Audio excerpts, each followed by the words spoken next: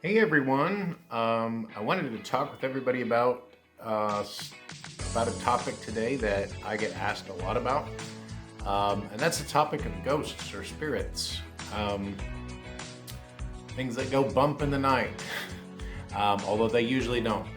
Um, so, as a medium, I would say it's a complicated topic because spirits are literally all around us all of the time.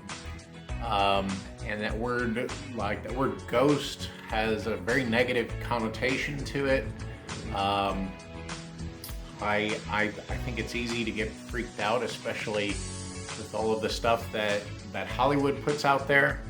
But the reality is, spirits are generally, they're generally very benevolent, and they're often our loved ones who passed into the spirit world, and sometimes our pets. But I remember, the very first time I ever encountered a spirit, I was about 5 or 6 years old. um, my brother and I had bunk beds, and I was not raised in a family where these kinds of topics were discussed. We were very evangelical Christian, and it was a very taboo topic, so it was not brought up, it was not discussed. But I awoke one night and I saw the apparition, the spirit of an older man at the end of my bed. I was on the top bunk, and he was just kind of hovering there at the end of my bed. And I remember at the time I felt so frightened by this experience because it was not what I had been taught. It was not what I grew up with.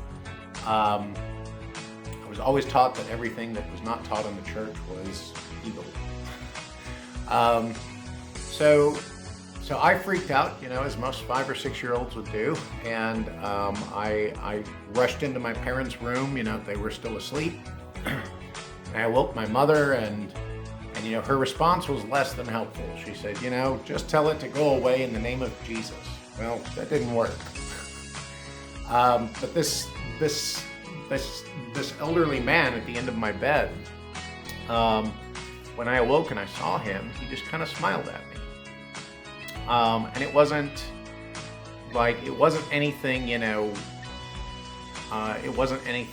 malevolent. He was just letting me know that he was there. And when I got back from my mother's room, the spirit was gone.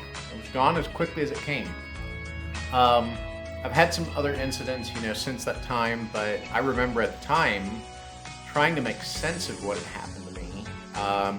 It really freaked me out. And as I've encountered spirit more and more over the years, and I've come to understand, what the nature of the afterlife is, it makes more sense to me now. It doesn't frighten me the way it used to. I mean, I think with the religious background that I had, I joke sometimes that we were taught more about the devil and hell than we ever were about God. And I've told you in previous videos, I'm not especially fond of that term God. I find it far too limiting.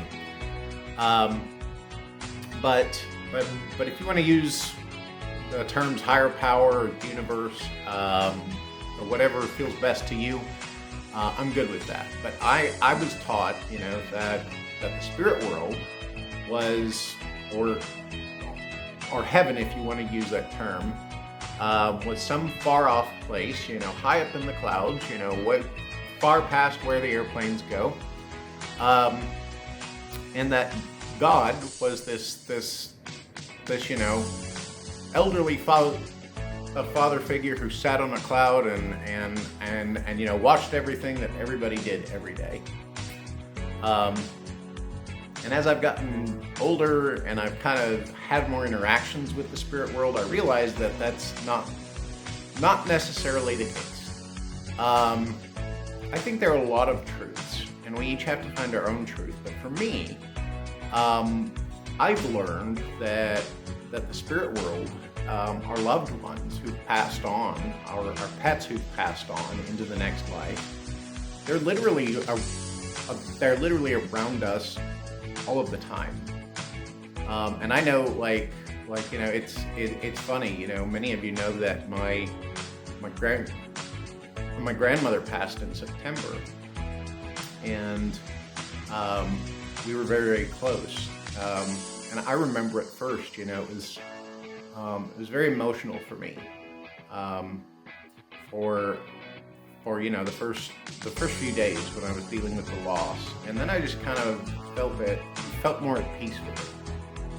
Because I realized, she's still very much with me. And it's funny, like some people in my family now, I won't mention names, but some people in my family now, I mean, they insist to this day, they don't believe in mediumship. They think it's all a bunch of BS. It's all evil. It's all the devil. Yada yada yada. And I'll talk to them, and they're like, what did you do today?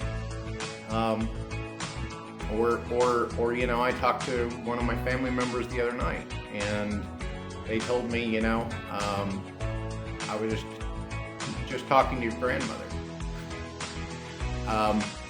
That's what mediumship is. I mean, we I always tell people, I have no magic powers. I'm not Merlin or anything like that. I think of myself more as like a language interpreter. So spirit comes to me, and they show me information, and sometimes that's through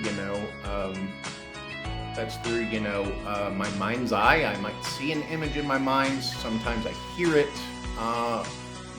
not physically, but I might hear it in my mind.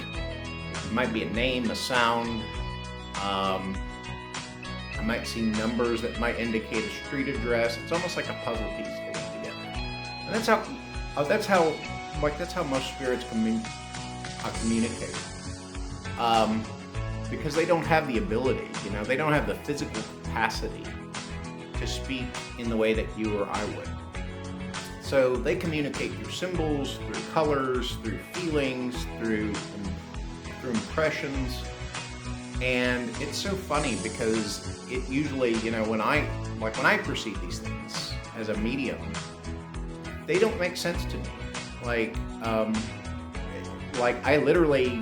I'm just giving the information as I get it. And it doesn't even make sense to me. And it's not supposed to, because the message isn't intended for me. It's intended for the client, or we call it the sitter. It's their message, it's not mine. So I'm not supposed to understand it. And I always tell clients, when they schedule with me, I don't want to know, I have a lot of clients who want to send me pictures of their loved one, or they'll think, if I send, something that their loved one owned when they were in the physical world, that's going to help me connect more. And it actually, I find a lot of the time, it actually does the opposite. It interferes with the connection. I as a spirit medium, I don't want to know anything about your loved ones prior to our time together. I want to be an open channel and just receive anything that spirit chooses to reveal to me. Spirit is in control of the reading. It's not me, it's not the client. So sometimes, a client may come in and they have they have a preconceived notion of who they want to talk to, what spirit they want to hear from. And I as a medium, I can't make that happen. I cannot guarantee, that a particular spirit is going to make connection. What I can guarantee you is that one or more spirits will. But there may be another spirit that really has a meaningful message to convey. And sometimes, as I said before, they're pets. Pets that we were really close to, and they're no longer in the physical lifetime.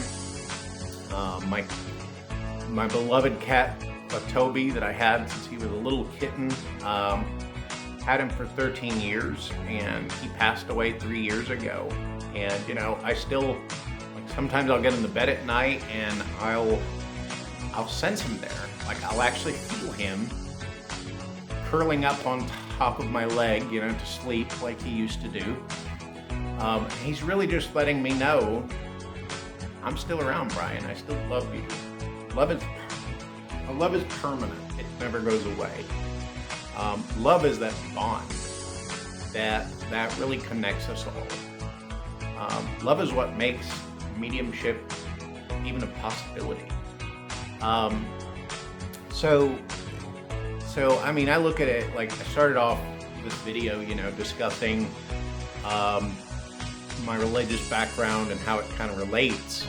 But if love is the means by which spirit is able to convey their messages, I mean, how can that be something that's evil or malevolent? Love is God. It's the higher power. It's a loving universe that holds us all, that protects us all, that connects us all. And there are ways to connect with that loving energy. I find for myself, spending a little bit of time in meditation or prayer really, really helps. And I personally, I mean, it might be different for you, but I look at prayer as the way that we communicate our needs to God, if you want to use that term. Meditation is how we hear the answers. So I find them both very helpful. But I think sometimes, we really need to learn to do more listening than speaking. So I might encourage you, and if you have any interest in maybe learning to develop your own mediumistic ability, I'd be happy to talk with you. I do offer some training and mentorship options. I've trained a number of mediums in the past, and they've all gone on to do very successful things. I'd be happy to talk with you as well. And I don't think it's I think when we're developing this ability, an ability I might add that everybody has to various degrees. We all have the ability to connect with our loved ones in the spirit world. So we all have this ability to varying degrees. And I think that for many people, it's a matter of just developing it and staying connected with it. So it's really a lifelong learning process that's involved. We're constantly learning and developing, as individuals, and our mediumship in turn is constantly developing and unfolding. But I would encourage you, reach out. Feel free to leave me comments. Be sure to like this video and share it if you feel obliged to. But if you have any questions about mediumship, how readings work, if you've never had one before, you might be feeling, a little uneasy with it. I've had many clients over the years. They've all come out of our sessions in one piece, I promise you. I've even had some past clients who told me, they said, an hour with you was more beneficial to me in recovering from grief than years of grief therapy. And I would never I also work as a therapist myself, so I would never recommend, that somebody regards mediumship as a substitute for therapy. But that's some of the feedback I've got. People feel like they've gotten the closure and healing, when they come from mediumship. And that's what I aim to do as a medium. I aim to really be that bridge for them, between them and the loved one that they've lost. Because love never dies. I want to thank each of you for your time today, and I hope everyone is having a wonderful week. We're almost at the weekend. I don't know where everyone is at, but I know here where I am in Mexico, it is a sweltering hot, so stay cool, and I will see everyone soon. You guys take care.